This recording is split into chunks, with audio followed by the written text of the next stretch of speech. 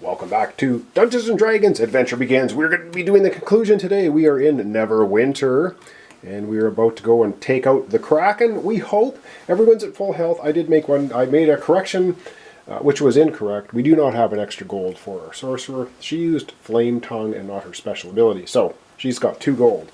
So as it sits, everyone's at full health, 10 hit points. Everyone's got a couple of items. We do have enough gold. The elf's got 3 gold, could buy another item. I don't know if we're going to do that, but we could. So yeah, we could actually have we could actually have 3 of them buy more items, but I think we're just going to go with as it is, and let's begin. So we're sitting down here in Neverwinter. We've just entered, and we're going to grab our first encounter. We're going to see what we get. Oh my goodness. We have a blue wormling dragon. Oh, he's under the water swimming in a cave here by the look. Alright, oh my goodness, it's a battle. As you come to the dragon's lair, whirlpools form in the water. Surrounding the cave, a thick mist obscures your sight, and somewhere you hear the dragon's heavy breaths. Oh goodness. Alright, well, it looks as though we are going to be fighting a dragon. So, we're going to get out the dice tray, and we're just going to go ahead and start. As usual, I'm going to put our Kraken off to the side here a little bit. We're going to start with a dwarf. The dwarf is going to go ahead and use the great hammer. Try to pound on him. Needs a 12 plus. So we'll see if he gets that. Rolls a 2. So that is a no. It absolutely whiffs. The dragon didn't like that.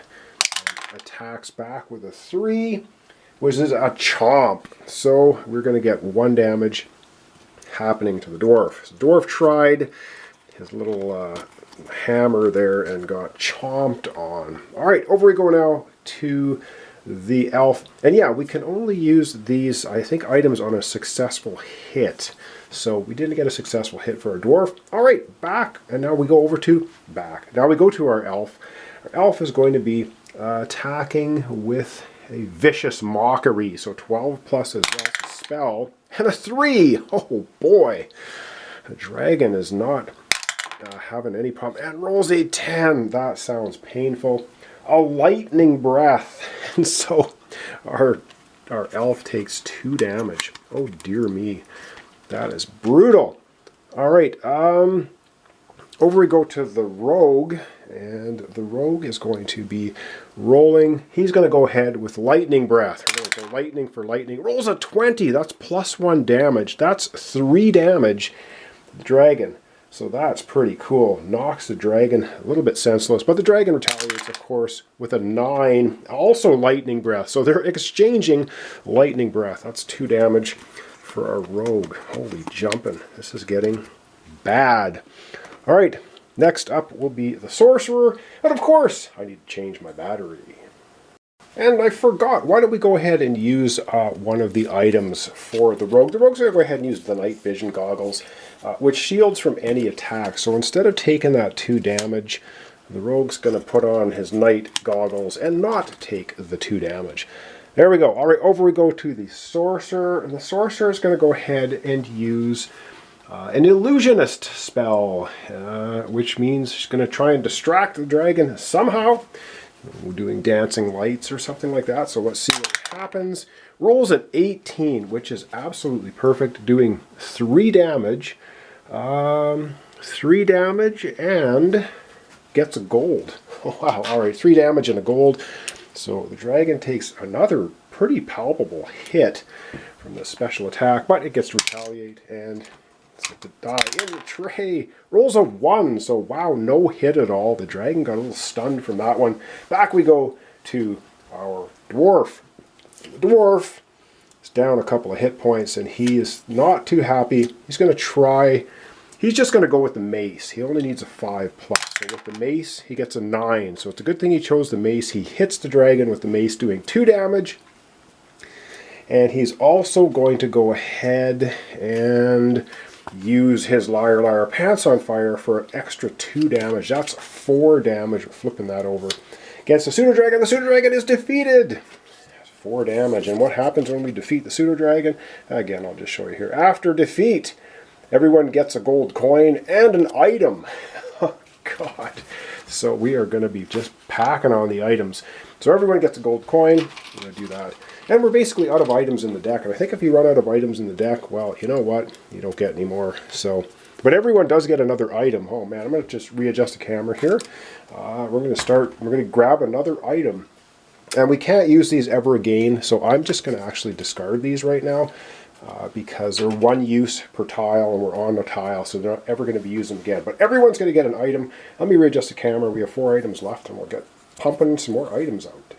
Alright, so everyone gets an item. I got 4 here and we're just going to start with our dwarf gets the giant toad. So you're going to see all items in the game, I guess.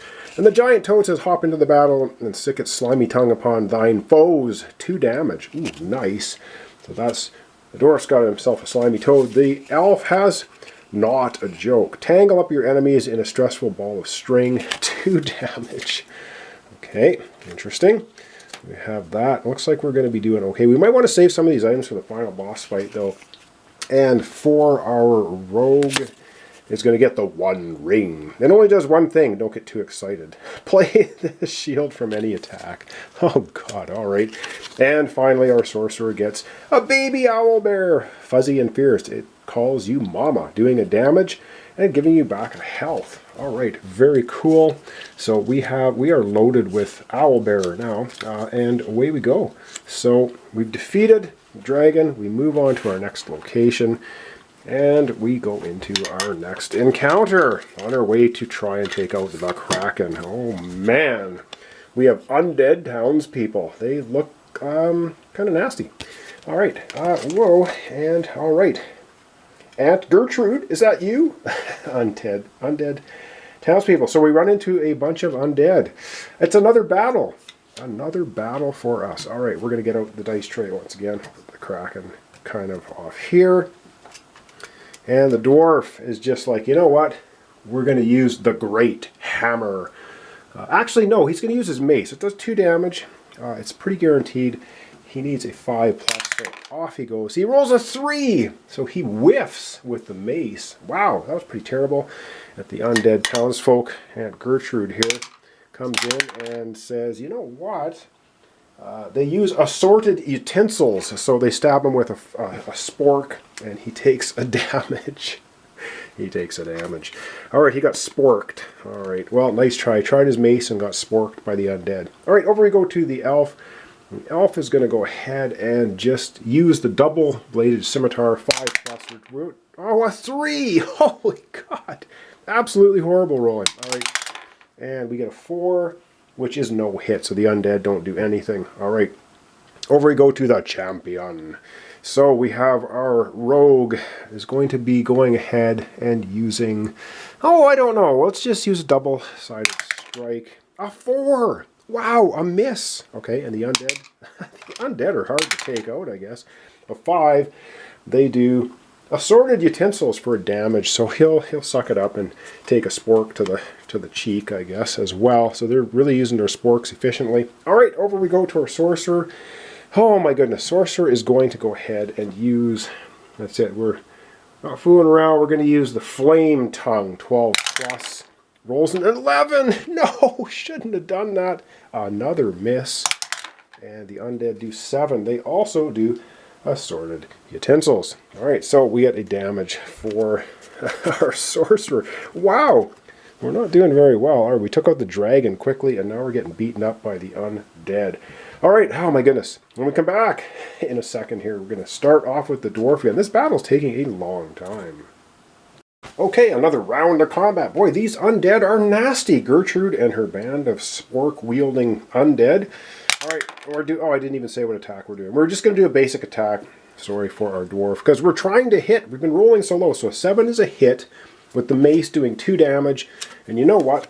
We're going to have the giant toad try and suck up all the sporks out of the undead's hands. So hop into the battle, stick their slimy tongue upon thine foes. Another 2 damage. That's 4 damage total.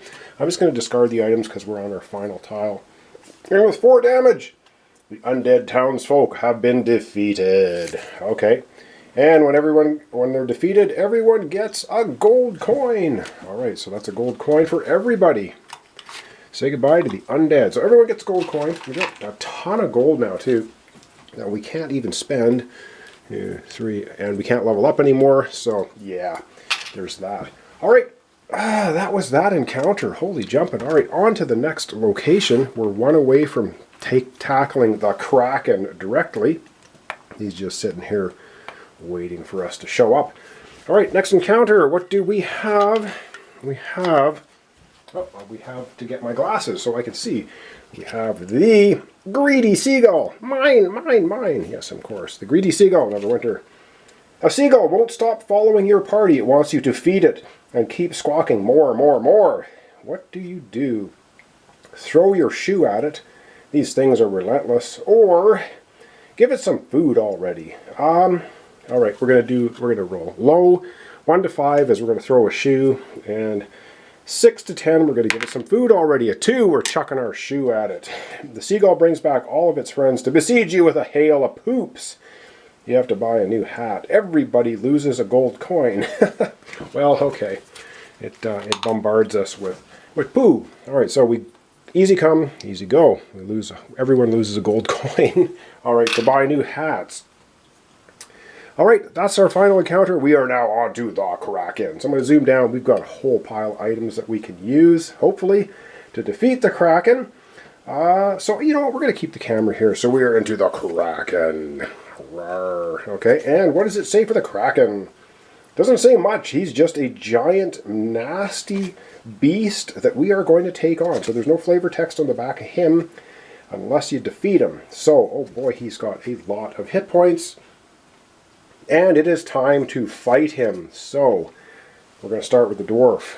And the dwarf is going to we're going to do some bigger damage dealing things. This time, we're going to do the Great Hammer. We need a 12 plus to hit the Kraken. And he rolls an 11. No! Just whiffs on the Kraken. And the Kraken is going to go ahead and roll a 4. And if the Kraken rolls a 4, he does a blinding ink. And so we get blinding ink. And we're going to use his ruthless attack. You've been trained the whole battle. Now it's time to lay down the law. Once per dungeon board, you may choose an attack your combat. Then roll again the same attack. Oh, before the monster retaliates. Well, I'm going to do that again. So we're going to do that same attack. And we roll 15. So we do succeed at a Great Hammer. That's 3 damage. 4 damage, and we're going to get a health back. So we're doing 4 damage to the Kraken, and we're getting a health back. So boom, that was a successful hit. So that was his special ability, attacking twice, and then we get retaliated on. So I did that slightly out of order, but I'm trying to remember to use items and special abilities, and I don't always remember. All right, we are now over to the elf. The elf is going to go ahead and use the Vicious Mockery 12 plus, doing 3 damage. Come on, rolls a 19. So that's 3 damage. And I'm going to throw the Dwarven Axe in there as well. It slices and smashes tiny. The handle short, though, plus 2 damage. Boom! So that's going to be a total of 5 damage against the Kraken. Wow, that really smacked it around. But it is retaliating with a 7. A tentacle slap. Oh boy, it slaps the elf with a tentacle for 2 damage. Ooh, down to 6. Over we go now to the rogue. And the rogue, special ability, he can attack with someone else. He'll attack with the sorcerer. The rogue's going to go ahead and use the lightning breath, because why not? Why not? Lightning breath. A 20. Oh, wow. That is going to be 3 plus 1. 4 damage. 4 damage. Plus the mimic's 5 damage, and he gets a health back. Oh, wow. 5 damage. Pounds the Kraken really hard. And he gets a health back as well. Right on. Up to 10 health. The rogue is doing a fine job. But the Kraken gets to retaliate, of course. The Kraken rolls an 8, which is a tentacle slap. So our rogue gets slapped by the tentacle as well. 8 damage. Over we go to the sorcerer. We're going to have the rogue use his special ability. He's going to attack with the sorcerer. He's going to use lightning breath again. And the sorcerer is going to use flame tongue. So whichever one's higher is going to succeed. And we got a 19 for our sorcerer. So you know what? The sorcerer is going to go ahead and use that 19 attack flame tongue. That's 3 damage. The sorcerer is doing 3 damage and using the baby owlbear. So 4 damage and gets a health back. Alright, 4 damage, gets a health back. Wow, the Kraken is really beaten up pretty horribly, but it gets to retaliate. And it retaliates with a 5, which is a blinding ink. So it sprays ink at our sorcerer and down a health. Alright, I think we're doing okay. Back we go now to the dwarf. And this time, because the thing is beaten up pretty badly, the dwarf's just going to try and finish it off with the mace. 5+, doing 2 damage. And rolls a 7, so it barely gets a hit in, but it hits enough, 2 damage. And boom! The Kraken has been cracked wide open and defeated. And so what you would do is the dwarf then would describe how he crushes the Kraken's shell with the mace. And it says, after defeat. After the final blow is delivered, the Kraken rears back with a mighty shriek. Its enormous body sinks into the water, sending a wave over the docks. When the cult sees their master defeated, they scatter and Neverwinter is safe once more. Alright, boom! The Kraken has been defeated. And that's the end of our playthrough of Dungeons & Dragons Adventure Begins. I'm going to zoom down here with our dead Kraken and wrap it up. Alright, so we got to the end. We defeated the big boss. There's 4 of them in the game. There's a fire giant, the Kraken, I forget, there's a couple others as well. And again, there are 24 cards in each one of these decks, so there's quite a bit of, quite a bit of variety. You're gonna, if you play it over and over a few times. And you can see how the game plays. So there you have it. That was Dungeons & Dragons Adventure Begins. And yeah, it's pretty basic, and I think right on the front of the booklet itself, or the manual, it says a fun, fast entry into the world of D&D. I kind of agree with that. That's pretty much what it is. A fun, fast entry into the world of D&D. So there you have it. So thanks so much for watching along. Thanks for your comments, subscriptions, and likes. This was Dungeons & Dragons Adventure Begins. We completed it. We defeated the Kraken once and for all. And yeah, nobody even got knocked out. We had a lot of items. So I think we did pretty well. So thanks so much, and we'll see you next time for another, I'm not sure what it's going to be, another complete playthrough series. So we'll see you then.